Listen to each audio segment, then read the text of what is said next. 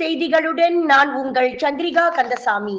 புகிட் அமானின் குற்றவியல் புலனாய்வு துறையின் இயக்குநராக குமார் நியமிக்கப்பட்டதை பிரதமர் அன்வார் இப்ராஹிம் இன்று ஆதரித்தார்.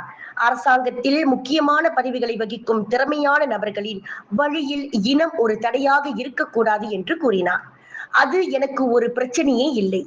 இந்த வேலையை செய்யக்கூடிய எவரும் அதற்கு தகுதியுடையவர்கள் என்று நிதி அமைச்சகத்தின் மாதாந்திர கூட்டத்தில் அவர் கூறினார்.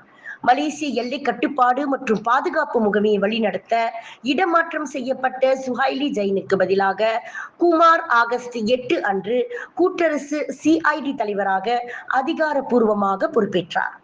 ஆகஸ்ட் 12 அன்று பெர்சத்துவின் பட்ருல் இஷாம் ஜாஹர் குமாரின் நியமனத்திற்கு தாமதமான வாழ்த்து இடுகையை வெளியிட்டார். அவர் நாடு மலேசியாவை நோக்கி செல்வதாக இது காட்டுகிறது என்று குற்றம் கூறினார். போர்டிக்சன் பெர்சத்து தலைவரும் ஜானிலிம் ஆயுதப்படைகளின் லெப்டினன்ட் ஜெனரலாக பதவி உயர்வு பெற்றதையும் மேற்கோள் காட்டினார். இந்த மாதிரியான போக்கினை அரசாங்கம் தொடர்ந்தால் அது விரைவில் அதன் முதல் பூமி புத்ரா அல்லாத தலைமை நீதிபதி, ஆயுதப்படைகளின் தலைவர் மற்றும் போலீஸ் இன்ஸ்பெக்டர் ஜெனரலை பெற முடியும் என்று பெர்சத்துவின் பட்ருல் இஷாம் அரசாங்கத்தை சாடினார்.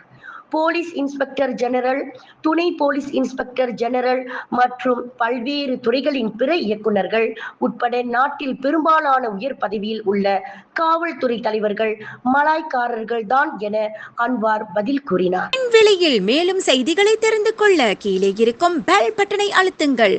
உங்கள் ஆதரவை வெளிப்படுத்த லைக் மற்றும் ஷேர் செய்யுங்கள். தொடர்ந்து விண்வெளியுடன் உங்கள் பயணத்தை தொடர்ந்திருக்க சப்ஸ்கிரைப் செய்யுங்கள்.